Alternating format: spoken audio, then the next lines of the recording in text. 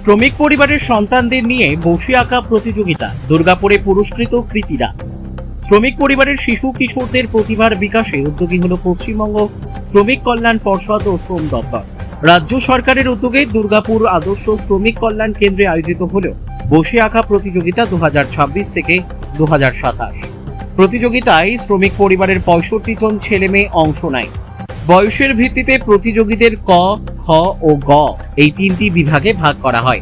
নির্দিষ্ট সময়ের মধ্যে শুধুমাত্র প্যাস্টেল রং এবং রং ব্যবহার করা নিজেদের সৃজনশীল ভাবনা ক্যানভাসে ফুটিয়ে তোলে প্রতিযোগীরা।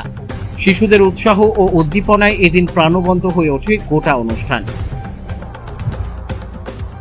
প্রতিটি বিভাগে প্রথম, দ্বিতীয় ও তৃতীয় স্থানাধিকারীদের হাতে তুলে দেওয়া হয় পুরস্কার ও শংসাপত্র।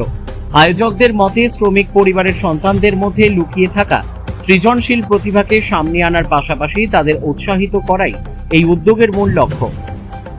দুর্গাপুর থেকে বিধানচন্দ্র গাঙ্গুলির report, big news Bangla. Paschimbanga শ্রমিক কল্যাণ পর্ষদ আয়োজিত 2026 সালের বসে আঁকো প্রতিযোগিতা তিনটি গ্রুপে হচ্ছে। ক বিভাগের বয়স সীমা 4 থেকে 8 বছর।